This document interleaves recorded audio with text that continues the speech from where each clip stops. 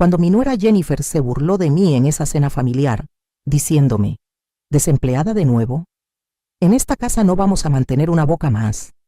Jamás imaginó que acababa de despertar a la mujer equivocada. Yo solo sonreí y le dije: pues yo no voy a dejar que vivas en mi casa sin pagar alquiler. Se le puso la cara pálida como un papel. Esa noche cambió todo entre nosotras. Lo que Jennifer no sabía es que durante 30 años trabajé como investigadora fiscal, y cuando una mujer como yo decide investigar a alguien, siempre encuentra lo que busca. Y créanme, lo que encontré sobre mi querida nuera fue mucho peor de lo que cualquiera podría imaginar. Ahí estábamos, en mi propio comedor, con la mesa que yo había comprado, en la casa que yo había pagado, comiendo la comida que yo había cocinado, y esta mujer tenía el descaro de tratarme como si fuera una carga, como si yo fuera una limosnera pidiendo caridad en mi propia casa. El silencio que siguió a mis palabras fue tan denso que se podía cortar con cuchillo. Mi hijo Miguel se quedó con la boca abierta, sin saber qué decir, mientras Jennifer me miraba como si hubiera visto un fantasma. Pero eso fue solo el comienzo. Porque esa noche, cuando todos se fueron a dormir, yo me quedé despierta en mi cuarto, no por el coraje que sentía, sino porque algo dentro de mí me decía que esta mujer escondía algo. Y tenía razón. Vaya que tenía razón. Esta no es solo la historia de una suegra que se defendió de una nuera irrespetuosa. Es la historia de cómo descubrí que la mujer que compartía el techo de mi casa, que comía en mi mesa, que llevaba el apellido de mi familia, tenía secretos tan oscuros que cuando salieron a la luz, no solo destruyeron su matrimonio con mi hijo Miguel, sino que la llevaron directamente a la cárcel. Porque resulta que Jennifer no solo era una mujer sin modales y sin gratitud, era una criminal profesional. Una estafadora que había estado jugando con nosotros desde el primer día que puso un pie en mi casa. Y yo fui quien la desenmascaró, quien destapó toda su mentira, quien logró que la justicia cayera sobre ella como un martillo. Lo que les voy a contar hoy cambió no solo mi vida, sino la de toda mi familia. Porque cuando una mujer de mi edad decide que ya no va a permitir que la falten al respeto, no hay fuerza en este mundo que la pueda detener. Sigue mi historia hasta el final y comenta la ciudad desde donde me estás viendo para saber qué tan lejos ha llegado mi relato. Porque lo que vas a escuchar hoy te va a enseñar que nunca, pero nunca, subestimes el poder de una mujer que ha vivido lo suficiente para saber cómo funciona realmente el mundo. Mi nombre es Josefina Morales. Tengo 68 años y durante 45 años de mi vida me dediqué a ser madre, esposa y trabajadora incansable. Nací y crecí aquí en Guadalajara, en una familia humilde donde aprendí que el respeto se gana con trabajo duro y se mantiene con dignidad. Cuando mi esposo Roberto murió hace ya 8 años, pensé que había tocado fondo. Perder al hombre con quien compartí 35 años de matrimonio no es algo de lo que una se recupera fácilmente. Pero la vida tenía otros planes para mí. Roberto me dejó nuestra casa, algunos ahorros y la responsabilidad de cuidar a nuestro único hijo, Miguel, quien entonces tenía 30 años y acababa de conocer a Jennifer. Miguel siempre fue un buen muchacho, trabajador, respetuoso, de esos hijos que una madre presume con orgullo. Estudió administración, consiguió un trabajo decente en una empresa de contabilidad, y yo pensé que ya estaba listo para formar su propia familia. Cuando me presentó a Jennifer, hace ya 5 años, debo confesar que algo en mi estómago no me gustó. Pero una madre aprende a callarse ciertos presentimientos cuando ve a su hijo enamorado. Jennifer llegó a nuestras vidas como un huracán. Era una mujer de 32 años, guapa, bien vestida, que hablaba con mucha seguridad de sí misma. Decía que trabajaba en ventas de seguros y que había estudiado marketing. Mi hijo estaba perdidamente enamorado. Y yo, como buena madre mexicana, decidí abrir las puertas de mi casa y de mi corazón para recibirla. Al principio todo parecía ir bien. Jennifer era amable conmigo, me ayudaba en la cocina, platicábamos de vez en cuando. pero con el tiempo comencé a notar cosas extrañas. Nunca la vi trabajar realmente. Siempre tenía dinero para comprarse ropa cara, zapatos de marca, pero nunca aportaba nada a los gastos de la casa. Cuando le preguntaba a Miguel sobre esto, él me decía: «Mamá, Jennifer tiene sus propios ingresos, no te preocupes». Después se casaron en una ceremonia pequeña, aquí en la parroquia del barrio. Yo pagué la mitad de la boda porque quería que mi hijo tuviera una celebración bonita. Jennifer se veía radiante ese día, pero yo noté algo que me inquietó. Ningún familiar suyo vino a la boda. «Tengo una familia muy pequeña», me explicó, «y viven muy lejos». En ese momento no lo pensé mucho, pero después ese detalle cobraría una importancia terrible. Como buena madre, cuando se casaron, les ofrecí que se quedaran en mi casa mientras ahorraban para la suya propia. Mi casa es grande, de 2 plantas, con 4 recámaras. Yo vivía sola desde la muerte de Roberto, y pensé que sería bonito tener compañía. «Solo será temporal», me dijeron, «máximo 1 año». Pero 1 año se convirtió en 2, luego en 3, y después en 5. Y durante todo ese tiempo, yo seguí pagando la luz, el agua, el gas, la comida, el internet, todo. Jennifer y Miguel vivían como reyes en mi casa, sin aportar un solo peso a los gastos. Cuando yo les sugerí que ya era hora de que contribuyeran, Jennifer siempre tenía una excusa: que estaba entre trabajos, que había invertido su dinero en un negocio, que pronto las cosas mejorarían. Durante estos 5 años, Jennifer cambió completamente. La mujer amable que conocí al principio se convirtió en alguien exigente, grosera, que trataba mi casa como si fuera un hotel de 5 estrellas donde ella era la huésped de honor. Me criticaba la comida, se quejaba del internet, me decía cómo decorar mi propia sala.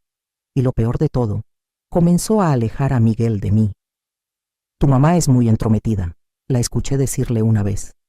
«Ya estamos grandes para que nos esté controlando».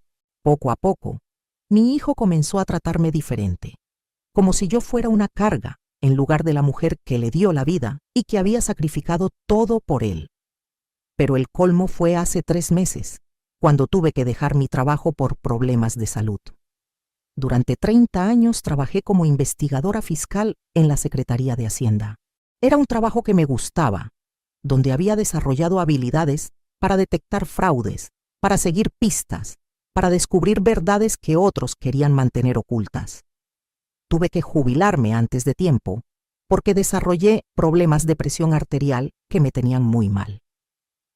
Esa noche de la cena, cuando anuncié que había dejado mi trabajo por motivos de salud, esperaba un poco de comprensión, tal vez algo de apoyo. En lugar de eso, Jennifer se rió en mi cara y me humilló delante de mi propio hijo. «¿Desempleada de nuevo? En esta casa no vamos a mantener una boca más». En ese momento algo se rompió dentro de mí. No solo la careta de amabilidad que había mantenido durante años, sino también mi paciencia. Porque yo sabía algo que Jennifer no sabía.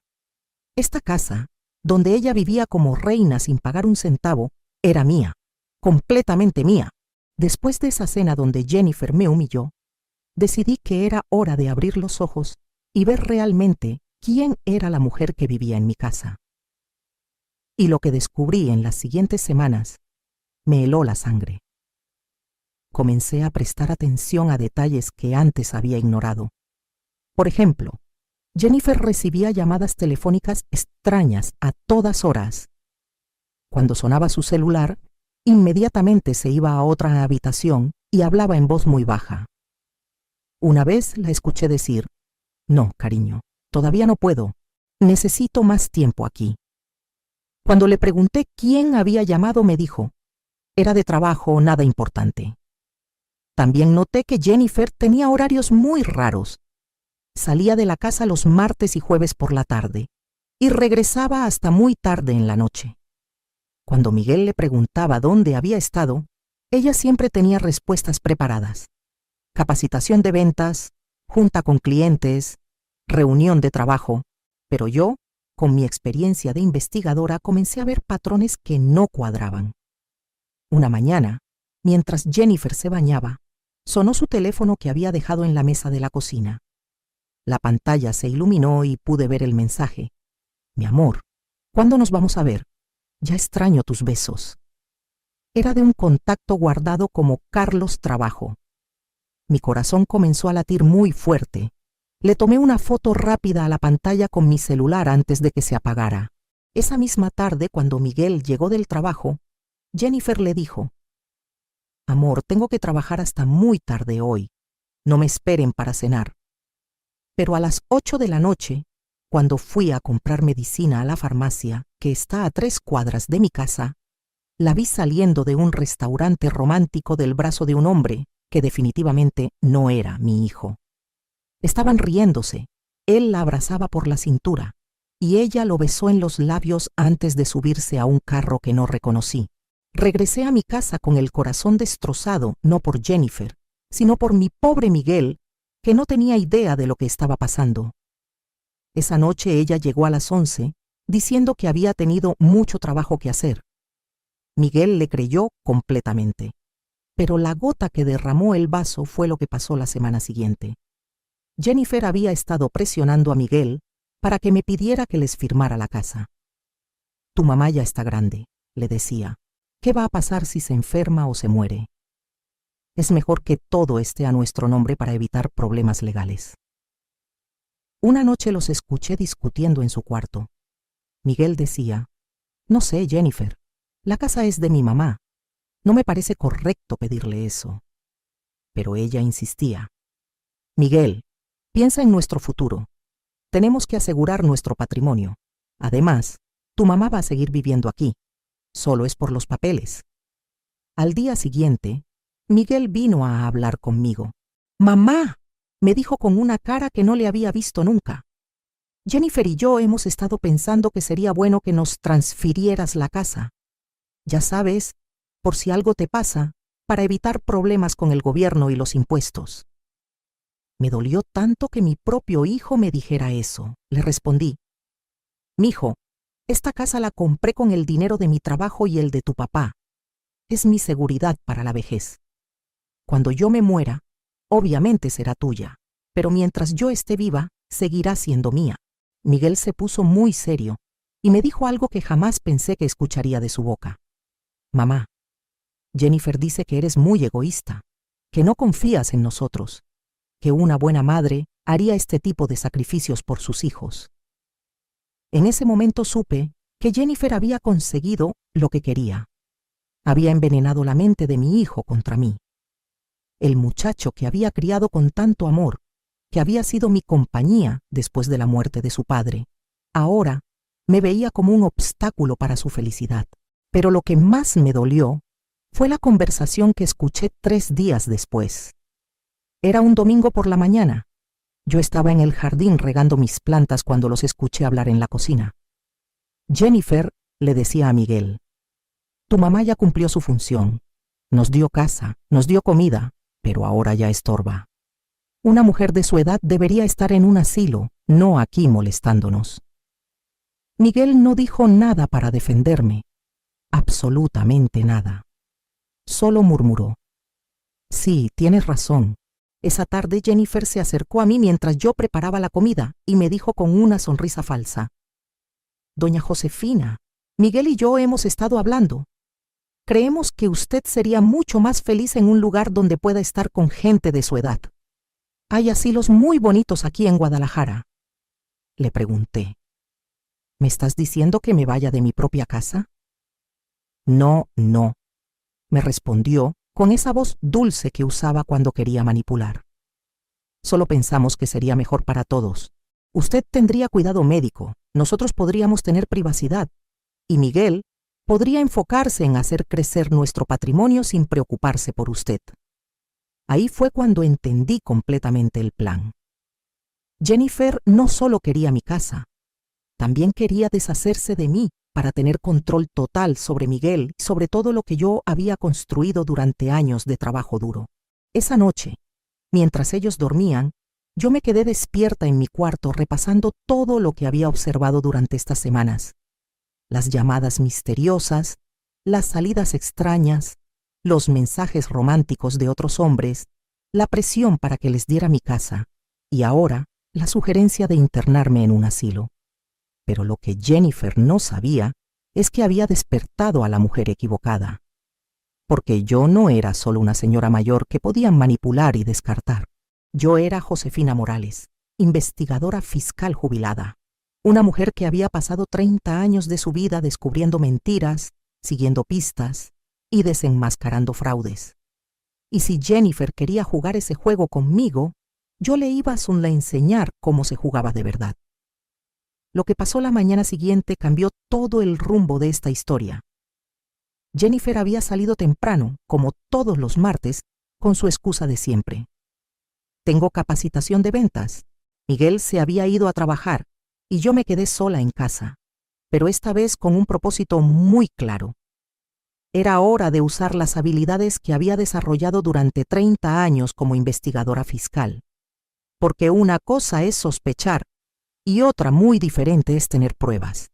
Y yo necesitaba pruebas. Primero fui al cuarto donde dormían Jennifer y Miguel.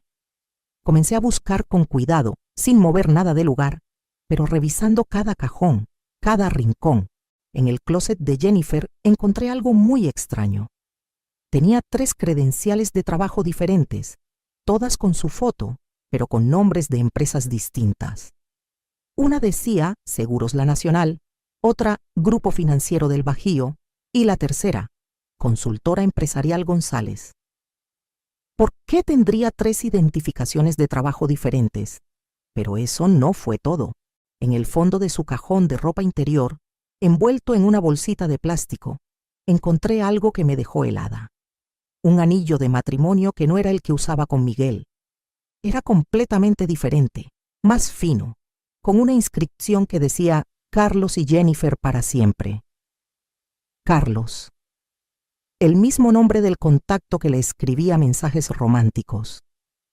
Mi corazón comenzó a latir tan fuerte que pensé que me iba a dar un infarto, pero seguí buscando, porque mi instinto me decía que había más, y tenía razón. En una caja de zapatos que estaba hasta arriba del closet, encontré un sobre manila lleno de documentos. Cuando lo abrí, no podía creer lo que veían mis ojos. Había copias de actas de matrimonio, no una, sino 2. Una era con Miguel, fechada hace 5 años. La otra era con un tal Carlos Hernández, fechada hace 7 años. Jennifer estaba casada con 2 hombres al mismo tiempo. Era bígama. Pero eso no era todo lo que había en ese sobre. También encontré estados de cuenta bancarios a nombre de Jennifer Sánchez de Hernández, con depósitos muy grandes que venían de diferentes fuentes. Había transferencias de 50,000 pesos, de 80,000 pesos, algunas hasta de 150,000 pesos. Dinero que definitivamente no venía de vender seguros. También había fotos, muchas fotos. Jennifer con diferentes hombres, en restaurantes caros, en hoteles, en viajes. Todos eran hombres mayores, bien vestidos, que obviamente tenían dinero. Y en cada foto, Jennifer llevaba ropa cara, joyas, relojes que yo sabía que costaban más de lo que una vendedora de seguros podría pagar jamás. Pero lo que más me impactó fue encontrar una libreta pequeña donde Jennifer tenía anotados nombres, teléfonos y lo que parecía ser un registro de dinero. Había nombres como Don Roberto Casa Zapopan, 200,000, Ingeniero Martínez, Depto Providencia, 120,000, Licenciado Torres, Terreno Tlaquepaque, 300,000 de. Jennifer no era solo una mujer infiel, era una estafadora profesional. Con las manos temblando, tomé fotos de todos los documentos con mi celular. Cada acta de matrimonio, cada estado de cuenta, cada foto comprometedora, cada página de esa libreta siniestra. Después volví a poner todo exactamente como lo había encontrado. Me senté en mi cama, tratando de procesar toda la información. Mi nuera, la mujer que había vivido en mi casa durante 5 años, que había comido en mi mesa, que había dormido al lado de mi hijo, era una criminal. Una mujer que se casaba con hombres para estafarlos, que tenía múltiples identidades, que manejaba cantidades enormes de dinero que obviamente había robado. Y de repente, entendí todo el plan. Jennifer no había elegido a Miguel por amor. Lo había elegido porque había investigado a nuestra familia y sabía que yo tenía propiedades, que había trabajado en el gobierno, que tenía ahorros. Miguel era solo otro nombre en su libreta de víctimas. La presión para que les traspasara la casa no era para asegurar el patrimonio familiar. Era porque Jennifer planeaba divorciarse de Miguel, quedarse con mi casa y después desaparecer con todo, como seguramente había hecho con otros hombres antes. Pero había algo más que Jennifer no sabía sobre mí. Algo que estaba a punto de descubrir de la manera más dolorosa posible. Durante mis 30 años como investigadora fiscal, no solo había aprendido a detectar fraudes, también había hecho contactos muy importantes en el gobierno, en la policía, en el Ministerio Público. Tenía amigos en lugares estratégicos que me debían favores, que confiaban en mi experiencia, que sabían que si Josefina Morales decía que había encontrado algo, era porque realmente había encontrado algo. Además, yo no era una viuda pobre e indefensa como Jennifer pensaba. Cuando Roberto murió, además de dejarme la casa, me había dejado propiedades que Jennifer no conocía. Un local comercial en el centro de Guadalajara que rentaba muy bien, un terreno en Zapopan que había aumentado mucho de valor y una cuenta de ahorro que había estado creciendo durante años sin que nadie lo supiera. Pero lo más importante de todo, yo tenía algo que Jennifer nunca tendría. Tenía la verdad de mi lado. Esa tarde, cuando Jennifer regresó de su supuesta capacitación, yo la recibí con una sonrisa. «¿Cómo te fue en el trabajo, mija?», le pregunté con la voz más dulce que pude. «Muy bien, doña Josefina», me respondió. «Estuvo muy productivo el día».